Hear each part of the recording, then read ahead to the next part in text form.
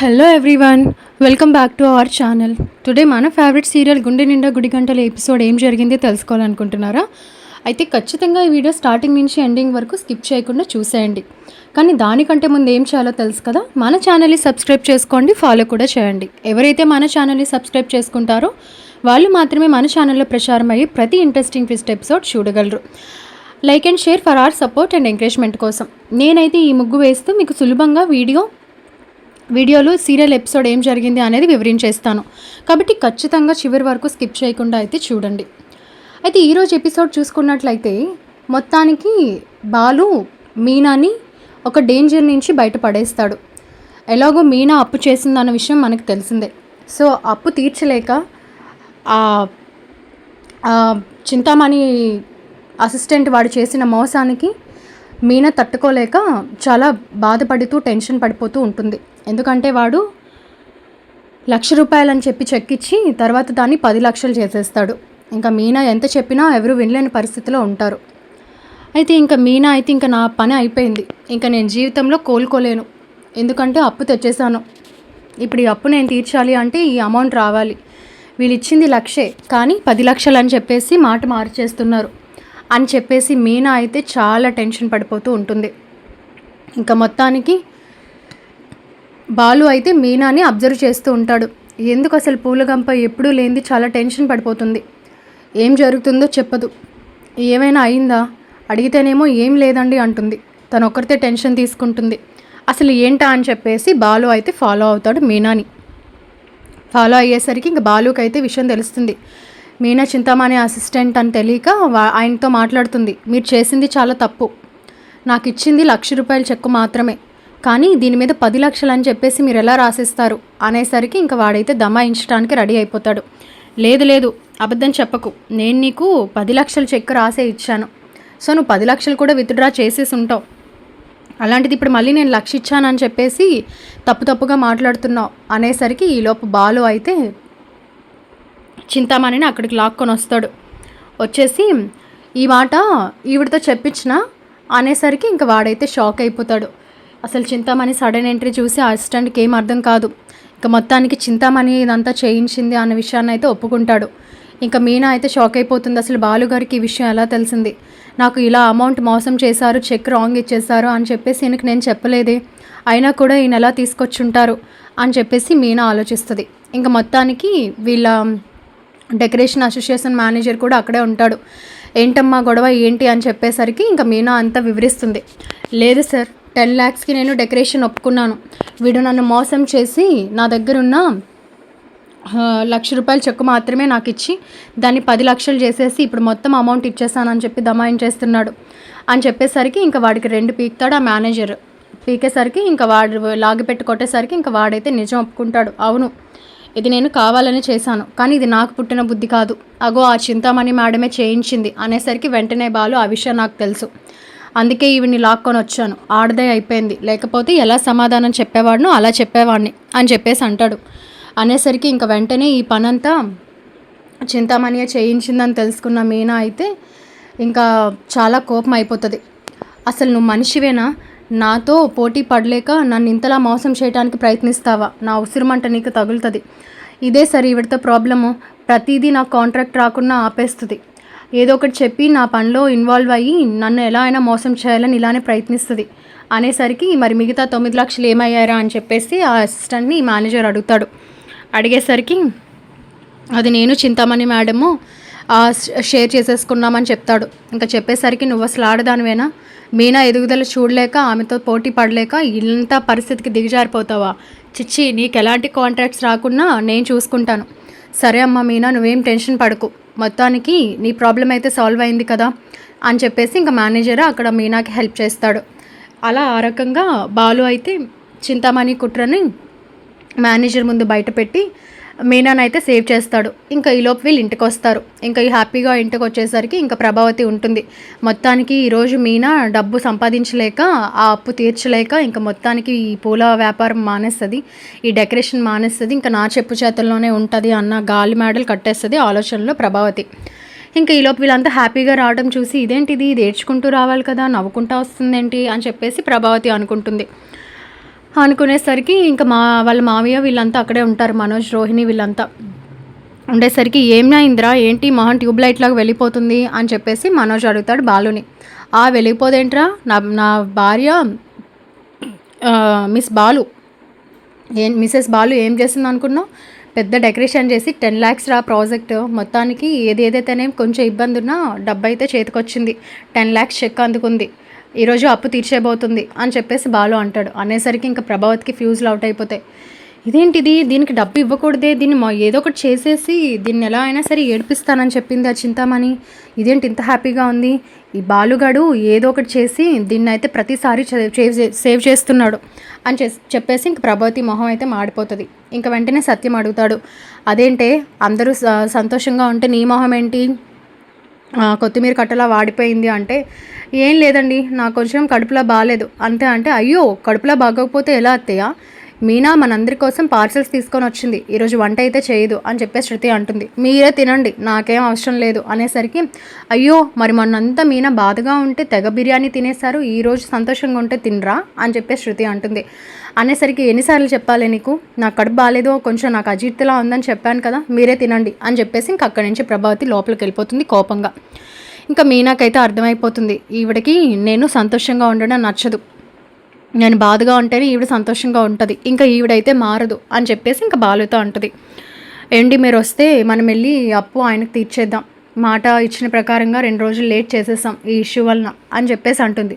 తప్పకుండా బూలగంప తినేసి బయలుదేరదాం అని చెప్పేసి ఇంకా బాలు అయితే అంటాడు. ఇంకా మొత్తానికి ప్రభావతి అయితే చింతామణికి కాల్ చేస్తుంది. చింతామణి నువ్వు చెప్పింది ఏంటి చేసింది ఏంటి, అసలు నిన్ను నమ్ముకుంటే కొక్కుతోక పట్టుకొని గోదావరి ఈదినట్ట అని నాకు ఇప్పుడు అర్థమైంది. ఎంత భరోసా ఇచ్చావు, ఎలా అయినా సరే నా కోడలు నోరు ముగిస్తానని చెప్పావు, కానీ ఇప్పుడు ఏం చేసావు నువ్వు, అసలు నేను ఇది అస్సలు ఎక్స్పెక్ట్ చేయలేదు అని చెప్పేసి అంటుంది. అనేసరికి ఇంకా నా చెంప పగలలేదు, సంతోషించు, మీ అబ్బాయి బాలు ఉన్నాడు కదా, మొత్తానికి ఆ అసిస్టెంట్ చెంప పగలగొట్టి వాడి ద్వారా నిజం రాబెట్టి నన్ను కూడా బయటకు రప్పించేశాడు. ఇంకా నా పరువు ఏకంగా మా కాంట్రాక్ట్ అసోసియేషన్ మేనేజర్ ముందు బయట పెట్టాడు, ఇప్పుడు వాడు నాకు ఎలాంటి కాంట్రాక్ట్స్ కూడా ఇవ్వనని చెప్తున్నాడు. అనేసరికి ఇంకా ప్రభావతికి అయితే తన వాయిస్ క్లియర్గా వినిపించదు. సరే నువ్వేం చెప్తున్నావో నాకు అర్థం కావట్లేదు, ఎక్కడున్నావో చెప్పు నేనే వచ్చి కలుస్తాను అని చెప్పేసి ప్రభావతి అంటుంది. ఎప్పుడు మనం కలిసే చోటే అని చెప్పేసి చింతామణి ఫోన్ పెట్టేస్తుంది. ఇంకా ప్రభావతి చింతామణిని కలవటానికి వెళ్తుంది. వెళ్ళేసరికి అసలు ఇంత హడావిడిగా అమ్మ ఎక్కడికి బయలుదేరుతుందా అని చెప్పేసి బాలు చూస్తాడు. బాలు చూసి సరే పూలగంప మీరంతా తినండి, నాకు చిన్న పని ఉంది, నేను వస్తాను ఇప్పుడే అని చెప్పేసి బాలు కూడా ప్రభావతిని ఫాలో అవుతాడు. ఈలోపు ప్రభావతి అయితే అనుకున్న రీతిగా చింతామణినే కలుస్తుంది. ఇంకా బాలు ఎక్స్పెక్ట్ చేస్తాడు, ఓహో ఈవిడ గారు ఇక్కడికి వచ్చారా, ఇలా కాదు అసలు ఏంటి ఈవిడ ప్లాన్ అని చెప్పేసి ఒక కిటికీ దగ్గర నిల్చొని కెమెరా అయితే ఆన్ చేసి ఉంచుతాడు, వీళ్ళు ఏం మాట్లాడుకుంటారో విందామని చెప్పేసి. ఇంకా మొత్తానికి చింతామణి దగ్గరికి వచ్చి సీరియస్ అయిపోతుంది ప్రభావతి. అసలు నువ్వేం చెప్పావు, దాని మొహంలో సంతోషం లేకుండా చేస్తానన్నావు, ఎలా ఒకలాగా ఈ కాంట్రాక్ట్ విషయంలో దాన్ని ఏడిపిస్తానన్నావు, దాని అప్పు తీరక అది బాధపడాలని చెప్పావు కదా అంటే, నేను కూడా అలానే అనుకున్నాను. యాక్చువల్లీ జరిగిన విషయం ఏంటంటే మీ కోడలికి 1 lakh చెక్ ఇచ్చి 10 lakhs అని చెప్పి మోసం చేద్దాం అనుకున్నాం. అనేసరికి అసలే డబ్బుకి ప్రభావతికి లింక్ కదా, అమ్మో అలా డబ్బు ఇవ్వకపోతే ఎలాగా, నువ్వు వేరే రకంగా ఏడిపించాలి కానీ డబ్బు ఇవ్వకుండా కోడల్ని బాధ పెడతానంటే నేను ఊరుకోను, అదే అప్పో సప్పో చేస్తే నా భర్త ఇల్లు అమ్మేసి మరి దాన్ని అప్పు తీర్చేస్తాడు, కాబట్టి ఎటు చూసినా నాకే ముప్పు. అనేసరికి లేదు నేను ఇలానే యాక్చువల్లీ అనుకున్నాను, కానీ ఈలోపు నా అసిస్టెంట్ దొరికిపోవటం వలన అది మేము ఫ్రాడ్ చేసాము, 1 lakh 10 lakh రాసిచ్చేసామని చెప్పేసి మా మేనేజర్ ముందు ఏకంగా మన కుట్ర బయట పడిపోయింది. సో ఇంకైతే మాత్రం నేను మీనానైతే వదిలేదే లేదు, ఇది ఒక్కసారికి అయిపోలేదు, ఈసారి తప్పించుకోవచ్చు, ఇంకొకసారి అయితే ఖచ్చితంగా నీ కోడల్ని చెప్పు చేతుల్లో ఉండేలాగా చేస్తాను అనేది చింతామణి మాట్లాడుతుంది. ఇంకా అలా మాట్లాడేసరికి ఇంకా బాలుకి అయితే పిచ్చ కోపం వస్తుంది. ఇంకా దీనికి ఎంత భయపెట్టి ఎంత వార్నింగ్ ఇచ్చినా కూడా దీనికి సిగ్గు రాలేదు.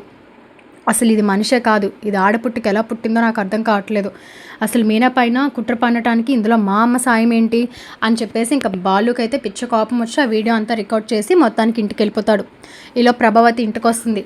ఇంటికి వచ్చేసరికి ఇంకా బాలు అయితే అమ్మ ఆగక్కడ, అసలు నువ్వు నా తల్లి అని చెప్పుకోవడానికి నాకు సిగ్గేస్తుంది అనేసరికి సత్యం ఏమైందిరా, అసలు నువ్వెక్కడికి వెళ్ళావు ప్రభావతి అనేసరికి ఈవిడ గారు మనల్ని అందరినీ తినమని కడుపు బాలేదు అజీర్తి అన్నారు కదా, అజీర్తి ఏదో కాదు మీనా బాగుపడిందని ఆరాయించుకోలేని అజీర్తి అని చెప్పేసి బాలు అంటాడు. అనేసరికి ఏమైందండి ఇప్పుడు ఎందుకు అలా అంటున్నారు అత్తయ్య గారిని అని చెప్పేసి మీనా అంటుంది.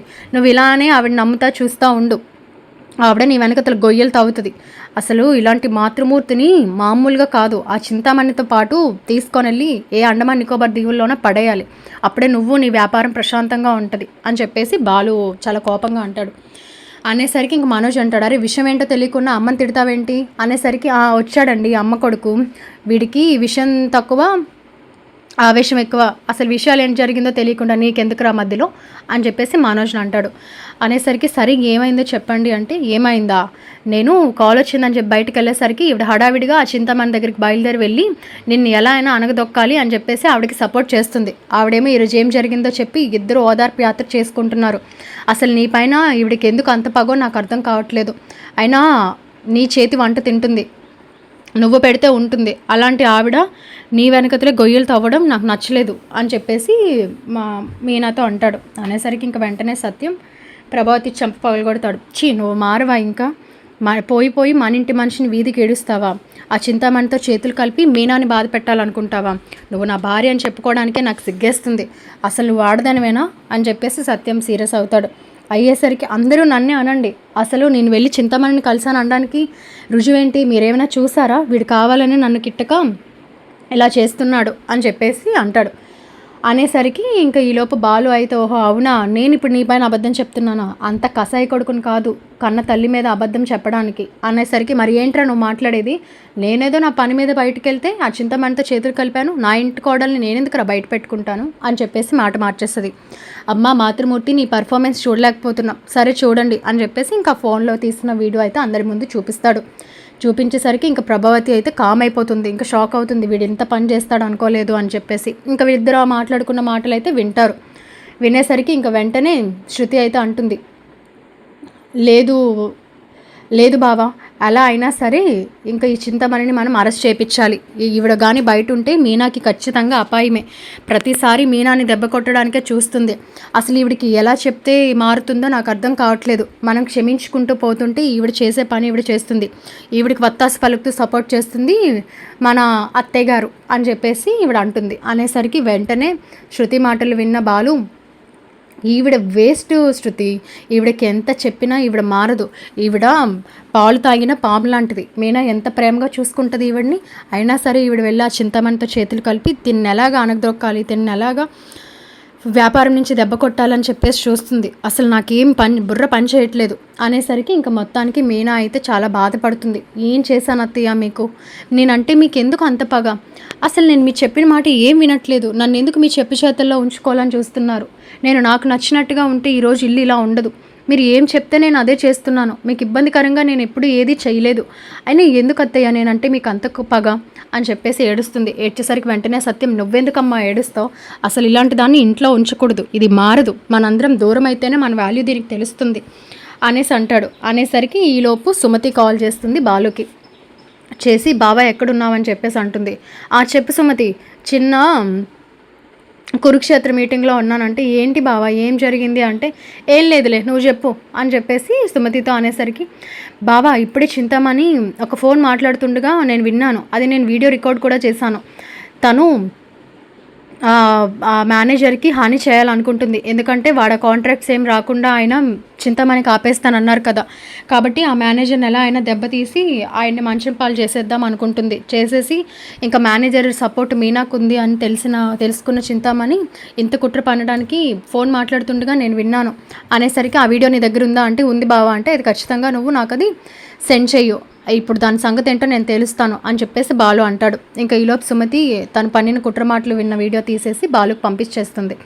పంపించేసరికి ఆ మాటలన్నీ ఇంకా వీళ్ళంతా ఫ్యామిలీలో వింటారు. ఇంకా వెంటనే మనోజ్ రోహిణి కూడా అంటారు, ఏంటమ్మా ఇది, ఇలాంటి ఆవిడకి నువ్వు సపోర్ట్ చేయాలనుకుంది, ఆవిడ ఎవరు అడ్డొస్తే వాళ్ళనే చంపేయాలని చూస్తుంది, వాళ్ళనే దెబ్బ కొట్టాలని చూస్తుంది, అయినా ఒక మనిషికి అవసరం లేకుండా ఇంతలా ఎందుకు చేయాలనుకుంటారు, తనకి మీనాపై ఉన్నది పగ, మన ఇంటి పిల్ల నీ ఎదుగుదలని చూడలేకపోతుంది, మనంతా కలిపి తినికి సపోర్ట్గా ఉండాలి, కానీ నువ్వు ఆ చింతామణితో చేతులు కలపడం కరెక్ట్ కాదమ్మా అని మనోజ్ కూడా అంటాడు. అనేసరికి వెంటనే బాలు, ఇన్నాళ్ళకి రా ఒక జాతి అయిన మాట మాట్లాడావు, వాడి బుర్రకైనా అర్థమైంది, ఇంకా నీ బుర్రకే అర్థం కాలేదు, అమ్మ నీ మొహం నాకు చూడాలని కూడా అనిపించట్లేదు అని చెప్పేసి బాలు అసహించుకుంటాడు. ఇంకా ఈలోపు ప్రభావతికి అయితే ఆ మాటలు విన్నది కదా చింతామణి మాట్లాడింది, ఇది అసలు ఇలాంటిది అనుకోలేదురా, నన్ను క్షమించు అనేసరికి, క్షమాపణ నాకు కాదు నీ కోడలికి వెళ్ళి చెప్పుకో అంటే, నిజమే అవును, మా అందరికీ నువ్వు క్షమాపణ చెప్పినా ఏం ప్రయోజనం, నీ వల్ల ప్రతిసారి మీనా బాధపడుతుంది అని చెప్పేసి సత్యం అంటాడు. అనేసరికి ఇంకా మీనా దగ్గరికి వెళ్ళి, లేదమ్మా, అసలు తను ఇలా నీకు డబ్బు విషయంలో దెబ్బ కొడుతుందని నేను అనుకోలేదు. ఏదో ఒకటి చేసి నీ కోడల్ని నీ మాట వినేలాగా చేస్తాను అనింది. ఆ మాటకు ఆశపడి తప్పి నేను దాంతో చేతులు కలిపాను, కానీ మరి ఇంత ఘోరంగా మనుషుల ప్రాణాలతో చెలగాటం ఆడేదాంతో నేను చేతులు కలిపానని నేను ఇప్పుడే తెలుసుకున్నాను. నన్ను క్షమించి మీనా అనేసరికి, ఊరుకోండత్తయ్య, నేను మిమ్మల్ని క్షమించడం ఏంటి, అన్ని అపార్థాలు తొలగిపోయి మీరు మమ్మల్ని అర్థం చేసుకున్నారు, అది చాలు అనేసరికి ఇంకా ప్రభావతి అయితే, పదండి ఆ చింతామణి దగ్గరికి వెళ్ళి దాని అంత చూద్దాం అని చెప్పేసి అంటుంది. అనేసరికి ఇంకా బాలు అయితే సంతోషిస్తాడు ప్రభావతిలో వచ్చిన మార్పు చూసి.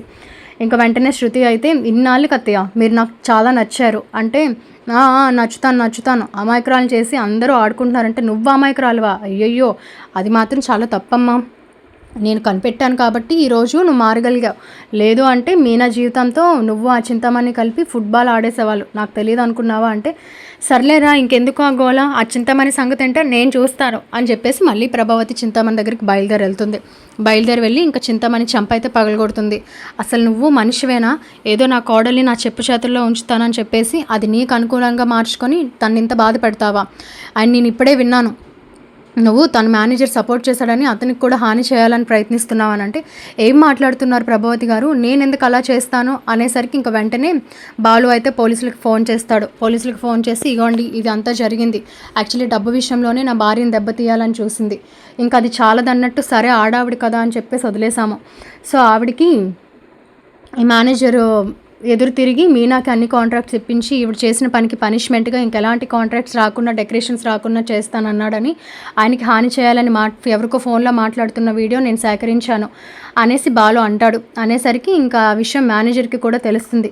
ఆ అసోసియేషన్ మేనేజర్కి తెలియగానే ఇంకా అతను కూడా అక్కడికి వచ్చి ఇంకా పోలీసుల మద్దతు తీసుకొని ఇంకా చింతామణికి అయితే గట్టిగా ఇంకా మామూలుగా వార్నింగ్ ఇవ్వడు, నువ్వు ఎలా బయటకు వస్తావో నేను చూస్తాను, అసలు నీలాంటి దాన్ని నమ్మి ఇన్ని సంవత్సరాలు నేను లక్షల కోట్ల కాంట్రాక్ట్స్ ఇచ్చాను, ఇక నుంచి నేను అన్ని మీనాకే ఇస్తాను, నువ్వేం చేస్తావో ఇంకా నేను చూస్తాను అని చెప్పేసి ఇంకా మేనేజర్ అయితే చింతామణిని అసహించుకొని మొత్తానికి పోలీసులకు చెప్పి చింతామణిని అరెస్ట్ చేపిస్తాడు.